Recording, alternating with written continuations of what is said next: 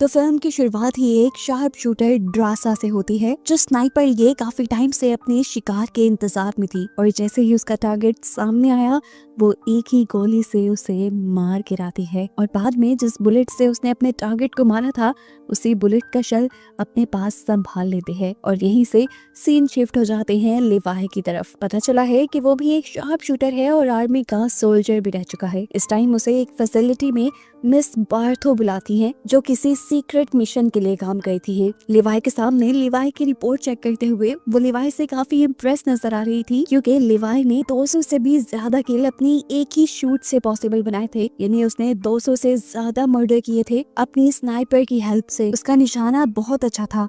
अब वो लिवाई से कुछ बातें करती हैं और उसे अपने सीक्रेट मिशन के लिए हायर कर लेती हैं। दूसरी तरफ दोबारा हमें ड्रासा को दिखाया जाता है, जो रशिया में अपने डैड के पास आई है। ड्रासा एक बाउंटी हंटर है, यानी पैसों के लिए वो दूसरों को मारने का काम करती है, लेकिन उसके बाद उसे अपने किए पे काफी पछतावा होता है। वो हर साल उन बुलेट्स के शेल अपने डैड को लाकर देती थी जिनसे उसने अपने टारगेट्स को मारा था, ताकि उसका दुख थोड़ा हल्का हो जाए। पर अब उसके डैड इन सब चीजों से थक गए थे। वो अपनी लाइफ से थक गए थे जिसमें कोई भी नहीं था। वो अपनी बेटी ड्रासा से कहते हैं, मैंने फैसला कर लिया है, अगर अगले साल 14 फेब तक मेरी मौत ना आई तो मैं खुद ही 14 फेब को अपनी जान ले लूंगा।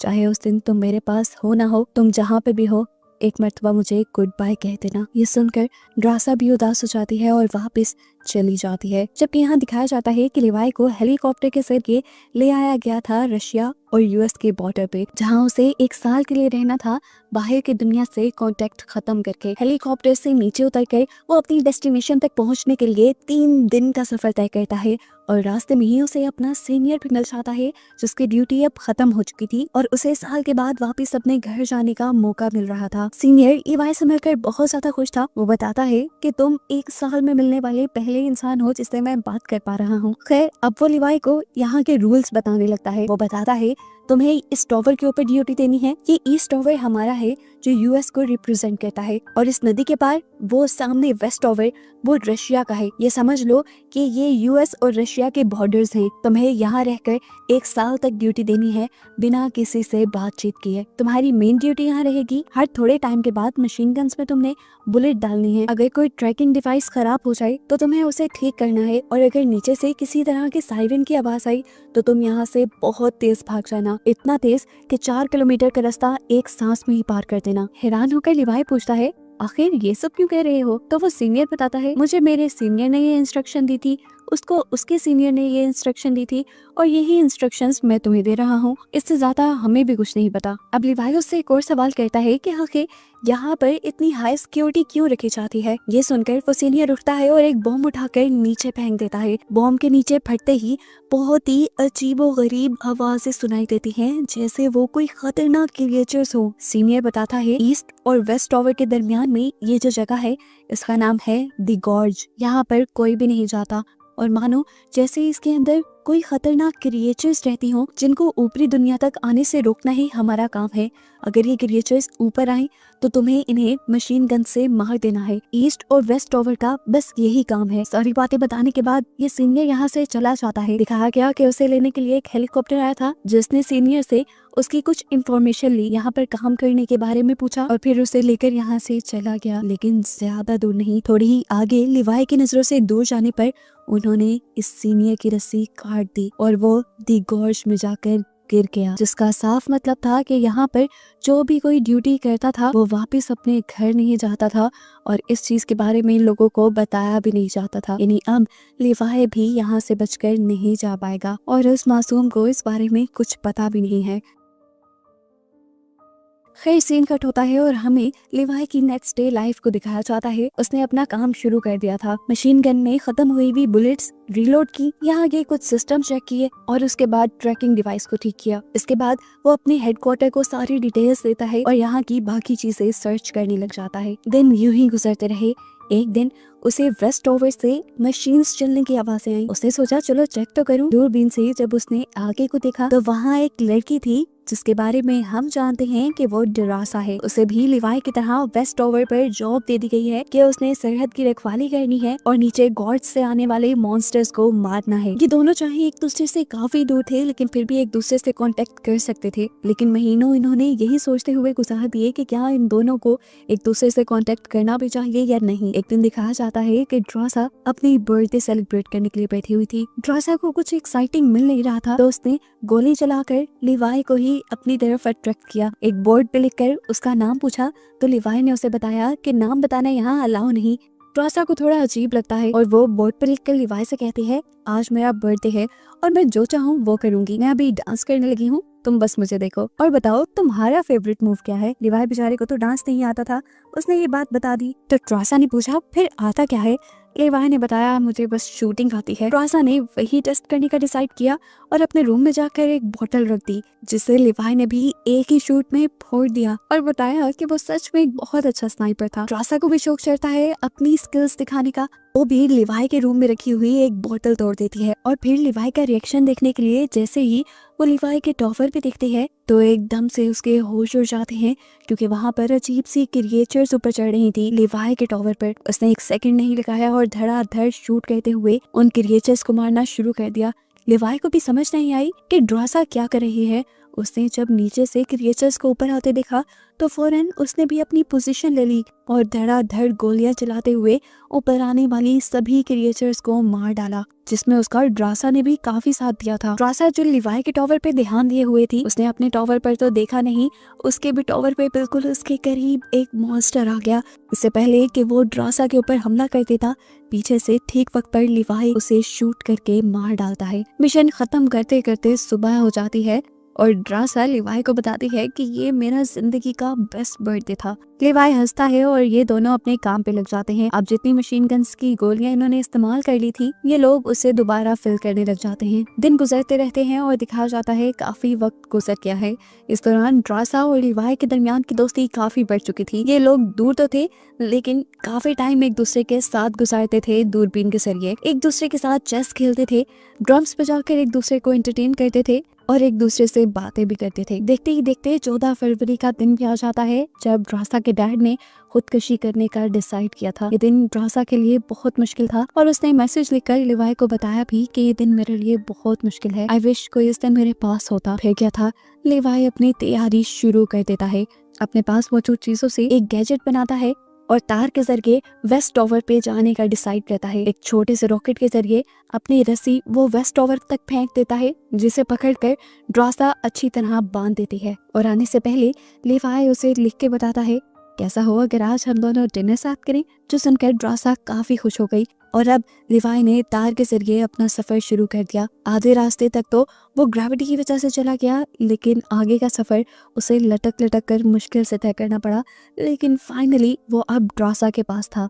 दूसरी तरफ ड्रासा उसको वेलकम करने के लिए फ्लावर्स लिए खड़ी थी, लेकिन इस टाइम लिवाई की हालत काफी खराब थी। 2 घंटे की वो मेहनत करके आया था, उसे फ्रेश होने की जरूरत थी। फ्रेश होने के बाद दिखाया जाता है कि ये दोनों डिनर के लिए बैठ जाते हैं। डिनर करते हुए ड्रासा आखिर बता ही देती है कि आज का दिन उसके लिए क्यों इतना मुश्किल था। वो बताती है कि उसके डैड आज के दिन सुसाइड कर चुके होंगे, इसीलिए वो बहुत दुखी थी।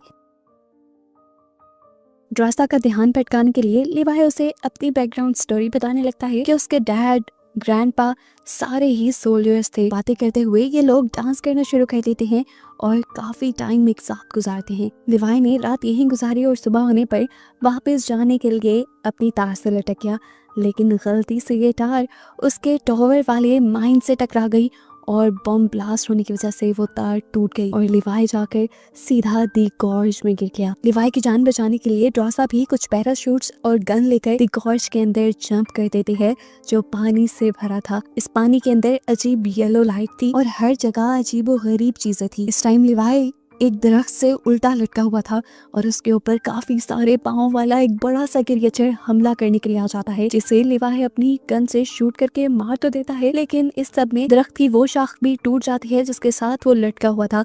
वो नीचे आकर किसी और क्रिएचर पर गिर जाता है, जो क्रिएचर उसके ऊपर गिरते ही अपना मुंह खोल लेती है और दांतों को उसके जिस्म के ऊपर स्टैब करने वाले अंदाज में लगा देती है। इससे पहले कि ये क्रिएचर लिवाई को पूरी तरह अपने अंदर अब्सॉर्ब कर लेती, ड्रासा ठीक वक्त पे यहाँ पहुंच गए इस क्रिएचर के टेंटिकल्स पे शूट करके लिवाई की जान बचा लेती है। इससे पहले कि यहाँ पे लोग रिलैक्स हो पाते, कुछ अजीब से घोड़ों की तरह के क्रिएचर्स के ऊपर अजीब क्रिएचर्स सवार होकर इनके ऊपर हमला करने के लिए आ जाते हैं।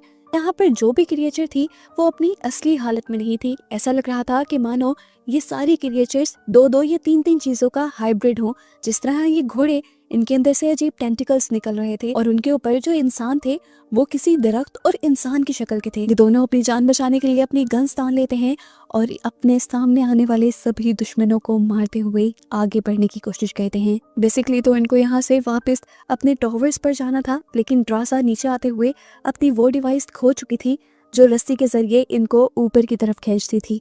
ना चाहते हुए भी इन्हें इस गॉर्ज के अंदर ही आगे बढ़ना पड़ता है, जहां हम देखते हैं कि पहले जो धुंध इनके इर्द गिर्द येलो कलर की थी वो अजीब तरीके से ब्लू कलर में बदल जाती है और इन्हें यहाँ पर एक फैसिलिटी दिखाई जाती है जो एक साइंटिस्ट की थी जिन्होंने पहली मर्तबा बॉम्ब बनाया था। इस फैसिलिटी के इर्द गिर्द पूरी एक कम्युनिटी भी थी। ड्रासा और लिवाई ये देखकर हैरान थे कि ऐसे कैसे एक पूरी कम्युनिटी तबाह हो सकती है। चारों तरफ इन्हें खतरा ही महसूस हो रहा था, जिससे बचने के लिए ये लोग एक चर्च के अंदर चले गए, लेकिन इस चर्च के अंदर भी खतरा कम नहीं था। यहाँ पर बड़े बड़े स्पाइडर्स थे जिनकी मुंह की जगह इंसानी चेहरे थे और दांत बहुत ही ज्यादा खतरनाक, और वो एकदम से जंप करके लिवाई और ड्रासा दोनों के ऊपर ही हमला कर देते हैं। ये दोनों इन स्पाइडर्स को अपने ऊपर से उतारते हुए शूट करके यहाँ से बाहर निकलते हैं और एक दूसरी फैसिलिटी के अंदर जा घुसते हैं। ये जगह उन्हें किसी लैब की तरह लग रही थी। इसी लैब के अंदर इन्हें एक डीवीडी मिलती है जिसे प्ले करने पे ये एक डॉक्टर की वीडियो थी जो यहाँ पर होने वाले एक्सपेरिमेंट की डिटेल बता रही थी।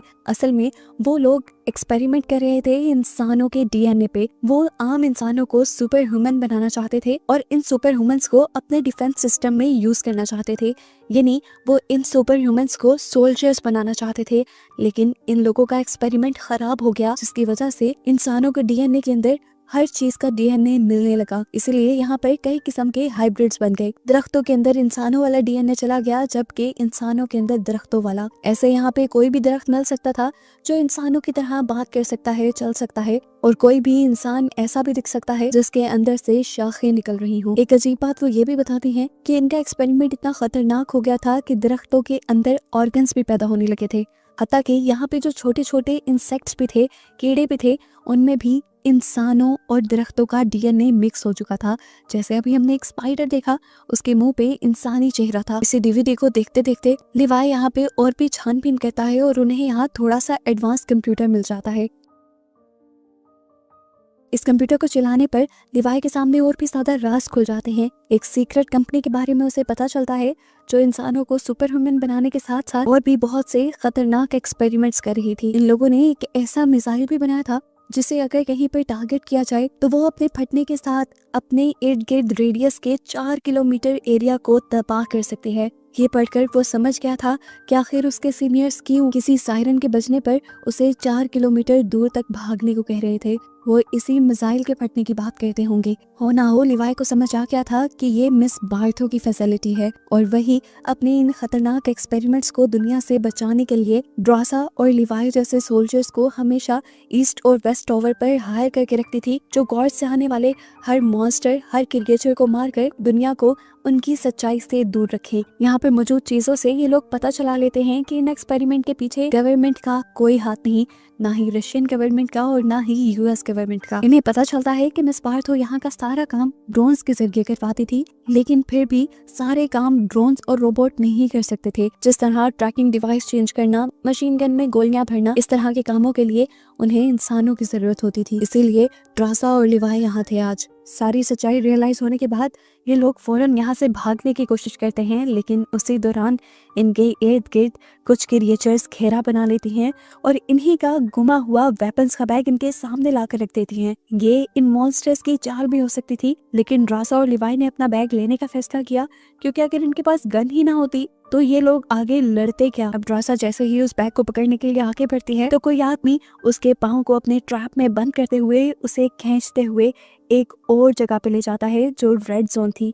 यहाँ पर हर जगह रेड कलर की धुंध फैली हुई थी और इससे अंदाजा लगा सकते हैं कि ये जगह पहले से ज्यादा खतरनाक है। लिवाई भी ड्रासा की मदद करने के लिए बढ़ा तो था, लेकिन उसे समझ नहीं आ रही थी कि ड्रासा मिलेगी कहाँ पर। यहाँ हम देखते हैं कि ड्रासा को इस दरख्त जैसी दिखने वाली क्रिएचर ने उल्टा लटका दिया था। ये एक साइंटिस्ट था जो पहले यही इसी फैसिलिटी में काम करता था और इसका नाम था बी शॉ ड्रासा को जख्मी करके उसका डीएनए चेक करता है और उसे पता चलता है कि ये लोग अभी नए नए ही इधर गिरे हैं, क्योंकि 5 दिन तक यहाँ रहने वाला इंसान ऐसे ही अजीबोगरीब हाइब्रिड क्रिएचर में बदल जाया करता था। अब ड्रासा तो इस क्रिएचर को अपने लिए खतरा समझ रही थी, इसलिए उसने अपने आप को छुड़वा कर यहाँ इस क्रिएचर के साथ लड़ाई शुरू कर दी। लड़ते हुए ड्रासा के हाथ यहाँ एक नुकीली चीज पे लग जाती है, जिससे बार बार वो इस इंसान नुमा दरख्त के ऊपर हमला तो करती है, लेकिन इन्हें मारना तो जैसे इम्पॉसिबल था। वो बताता है कि मैं इंसानों की तरह ऑक्सीजन से भी सांस ले सकता हूँ और एक दरख्त की तरह कार्बन डाइऑक्साइड भी ले सकता हूँ। इससे पहले कि अब वो ड्रासा के ऊपर हमला करके उसे खत्म कर देता, पीछे से लिवाई एंट्री करता है, दूर से ही उसके ऊपर शूट करता है और उसके बाद आग लाकर उसकी सारी जड़ों को आग लगा देता है। अब ये लोग वापस जाने का फैसला करते हैं, लेकिन यहाँ से दूसरी तरफ जाना तकरीबन नामुमकिन के बराबर था। इस जगह पे एक अजीब सा जाल फैला हुआ था जो ह्यूमन और प्लांट के डीएनए से बना था। इस जाल के अंदर बहुत सारे ह्यूमन ऑर्गन्स भी थे और साथ ही साथ दरख्तों की जड़ों की तरह ये एक नेटवर्क की तरह फैला हुआ था। सिंपल लैंग्वेज में कि इंसान और दरख्त यहाँ पे आपस में कनेक्टेड हुए थे। अब खतरा तो इन्हें मोल लेना ही था। ये लोग एंटर कर लेते हैं उस जाल के अंदर और आहिस्ता आहिस्ता कदम आगे बढ़ाते हुए ये लोग किसी तरह इस जाल को पार कर ही रहे थे, लेकिन एकदम से ड्रासा का पाँव एक गलत जगह पर रखा गया। ऐसे ही जड़ों वाला इंसानी प्लांट एक्टिवेट हो जाता है और फौरन ड्रासा के ऊपर हमला कर देता है। इससे पहले कि प्लांट उस पर कुछ करते, लिवाई ड्रासा को खींच के निकाल के बाहर ले जाता है और इस प्लांट को अपनी फायर गन से जला देता है। यही रेड जोन में इन्हें फाइनली एक गाड़ी भी मिल जाती है जो इनके लिए तो एक तोहफा ही थी। ये लोग उसमें बैठकर गाड़ी चलाते हुए ब्लू जोन में आ जाते हैं। इसी कार के जरिए इन्होंने बहुत ही जल्दी ब्लू जोन को भी पार करके ये लोग येलो जोन में आ गए थे, जहां वो दरख्त की तरह दिखने वाले इंसान दोबारा इनके ऊपर हमला कर देते हैं। इससे लिवाई निपटता है, जबकि ड्रासा को वो रस्सी मिल जाती है जिसकी मदद से ये लोग ऊपर जा सकते थे, लेकिन इसके नीचे वाला गैजेट, इसीलिए ड्रासा इस रस्सी के साथ जीप को बांध देती है ताकि जीप की मदद से ये लोग ऊपर जा पाए।